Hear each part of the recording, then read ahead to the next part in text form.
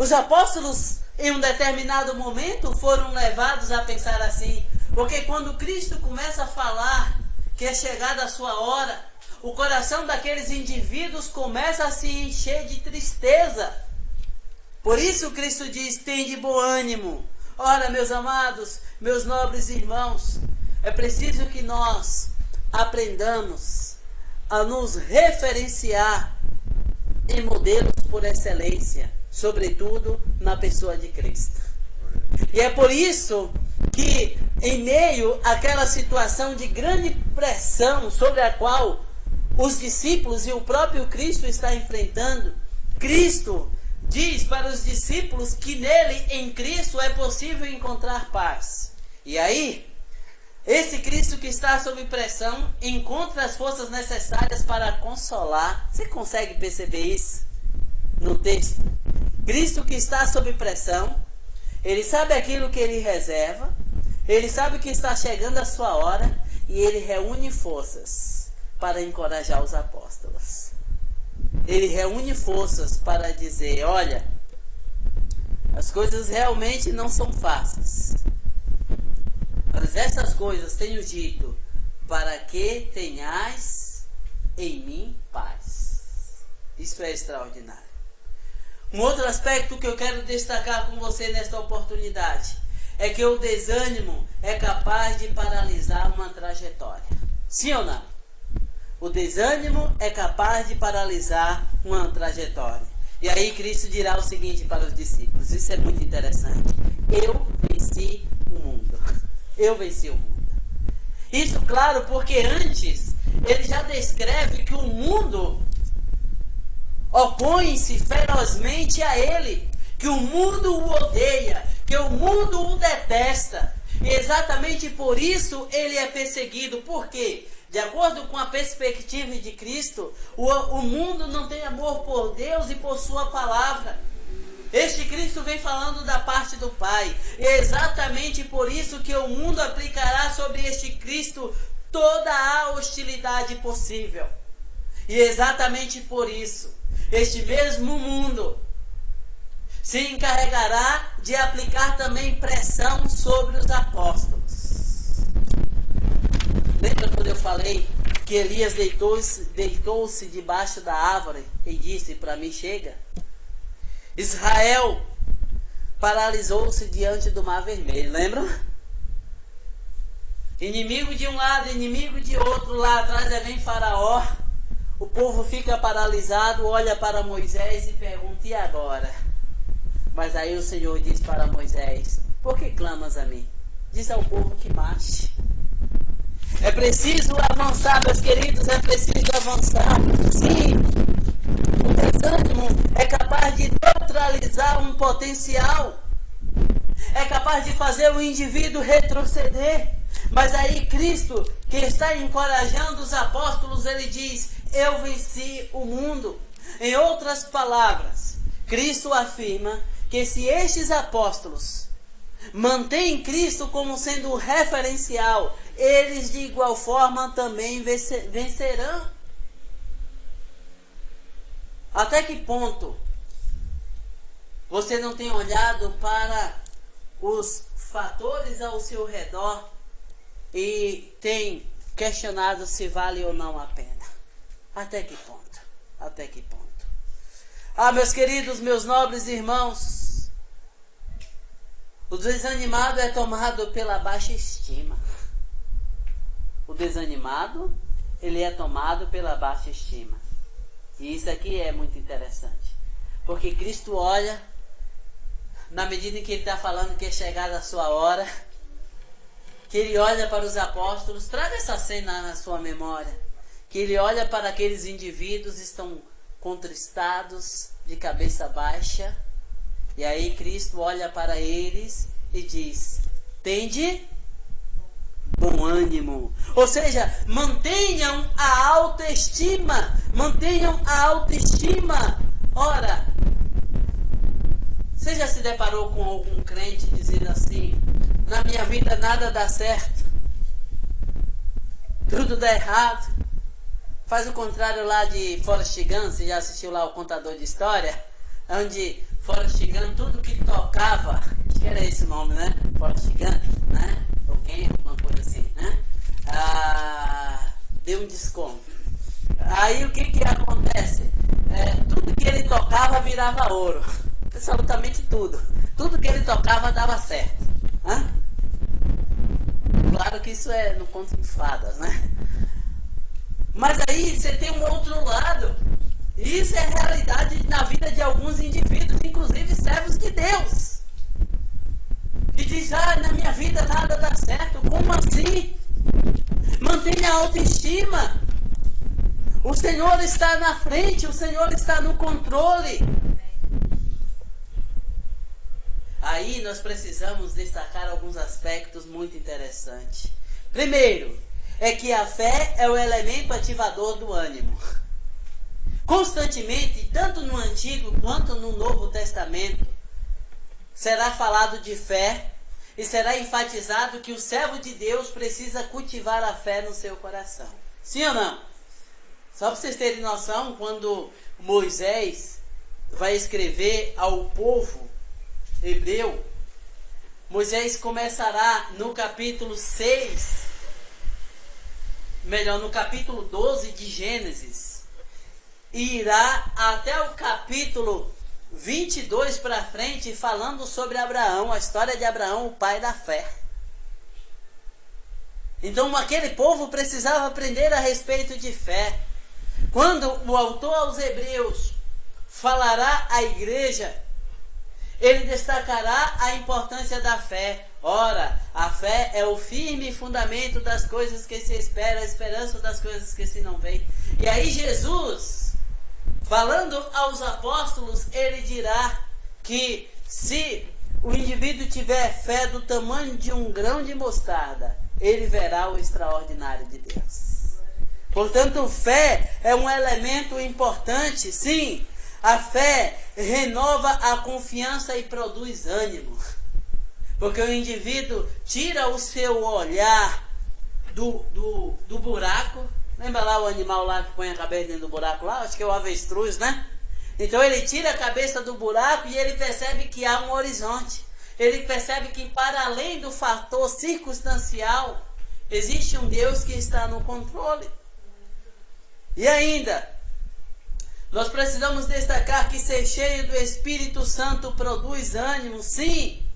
Após ter sido apedrejado, meus queridos, Paulo, cheio do Espírito Santo, reúne forças para encorajar a igreja. Isso é muito interessante. Atos, capítulo 14, o verso de número 22. Olha só. Olha só. Atos 14, o verso de número 22 diz assim. Observe. Fortalecendo a alma dos discípulos, exortando-os a permanecer firmes na fé e mostrando que, através de muitas tribulações, nos importa entrar no reino de Deus. Se você ler um pouquinho antes, você encontrará o registro de que este Paulo, está aqui, um pouquinho antes, este Paulo foi apedrejado, jogado no lixo e dado como morto. Ele foi resgatado pelos seus companheiros de missão lá no lixão lá da cidade. E este Paulo, nessas condições, reúne forças para encorajar os outros a continuarem pregando o Evangelho, a continuarem anunciando a palavra de Deus. Ele poderia simplesmente dizer assim: estou fora. Se fosse vocês, eu no lugar de vocês cairia fora também enquanto há tempo. Mas esse indivíduo está cheio do Espírito Santo de Deus e por isso ele encontra as forças necessárias para continuar desempenhando a sua missão e, sobretudo, para encorajar os outros a que sejam instrumentos nas mãos de Deus. Sim, ser cheio da palavra produz ânimo. Isso é muito interessante, queridos, porque a palavra renova, dá ânimo, vivifica. É por isso que o diabo emprega todos os esforços a fim de levar o povo de Deus a distrair, a desprezar a palavra. Porque é na palavra que nós encontramos encorajamento. Porque quando nós lemos a respeito de homens e mulheres de Deus, a exemplo daquilo que está lá em Hebreus capítulo 11, onde aqueles indivíduos que enfrentaram todo tipo de pressão, que tiveram 1001 motivos para desistir, mas que perseveraram a testemunhar da parte do Senhor. Aí, não que nós devamos diminuir a nossa trajetória, dizendo que é nada diante daquilo que aqueles homens e mulheres de Deus enfrentaram. Não, não. Há quem diga que Deus dá o frio conforme o cobertor.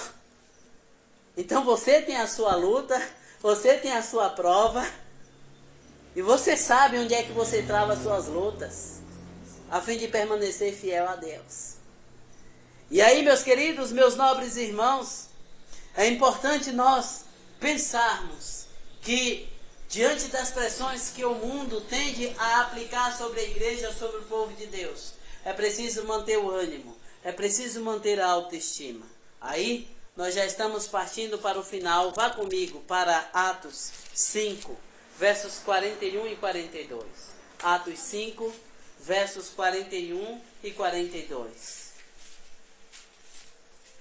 Que diz assim: E eles se retiraram do sinédrio, regozijando-se por terem sido considerados dignos de sofrer afrontas por esse nome. E todos os dias, no templo e de casa em casa, não cessaram de ensinar e de pregar Jesus, o Cristo. Como está o seu ânimo? Como está a sua disposição?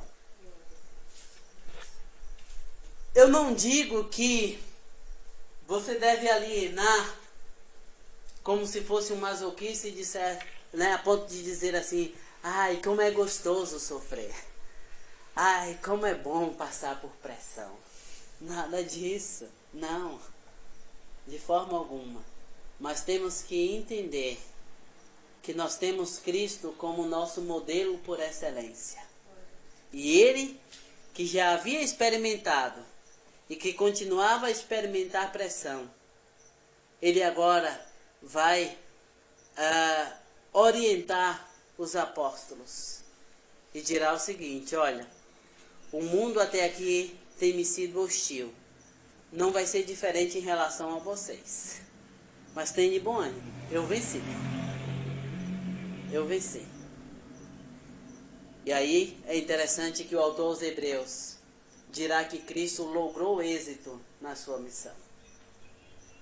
Portanto, igreja, é preciso mantermos o ânimo e a disposição, sobretudo a coragem para testemunhar da parte do Senhor. A força necessária para permanecer firme na caminhada cristã. A força para entender que o Senhor é servido em ser glorificado por meio da nossa vida. Sim, porque além de permanecermos firmes, por vezes precisaremos encorajar outros. Precisaremos dizer: meu irmão, minha irmã, vamos, porque a obra é do Senhor. Vamos, porque o Senhor está no controle. Vamos, porque o Senhor é aquele que guerreia a nossa batalha. Amém. Quando você lê o Salmo 46, é isso que o salmista diz. Que o Senhor, quando ele fala lá, Senhor dos exércitos, que o Senhor é aquele que guerreia a batalha do seu povo. Está difícil, meu irmão? Está sob pressão? Clama ao Senhor. Pede a Ele suporte. Diz para Ele: Senhor, sozinha eu não consigo. Senhor, eu preciso do Teu auxílio. Porque eu desejo profundamente que, por meio da minha vida, o Teu nome seja glorificado. A tarefa da igreja não é e nunca foi fácil. E não será. Porque o próprio Cristo, quando Ele olha para as pessoas ao seu redor, em determinado momento Ele diz: quem quiser vir após mim, tome a sua cruz e siga-me. Em determinado momento Ele olha para os apóstolos e diz: vocês querem ir embora também? O negócio está ficando estreito. E aí, claro, em um determinado momento, dá a impressão que os discípulos espanam, mas, a bem da verdade, com exceção daquele que se perdeu, conforme o próprio Cristo declara, todos os demais foram mártires. A história da igreja cristã diz que dos apóstolos, apenas João morreu de morte natural. Todos os demais foram mártires. A história da igreja cristã diz que em 67 depois de Cristo, o apóstolo Pedro agora está para ser crucificado e ele diz: eu não sou digno de morrer como meu Senhor. E a história diz que ele foi crucificado de cabeça para baixo. Isso é a igreja. Não é historinha. Não, é a igreja. A igreja é real. Os desafios são reais. Por vezes, somos pressionados a desistir. Porém, precisamos ter a convicção de que o Senhor da igreja venceu. Amém. E que, portanto, a igreja também é vitoriosa. Amém. É assim que a palavra refere-se à igreja. Amém? Amém. Vamos louvar ao Senhor. Vamos entoar o hino de números 266.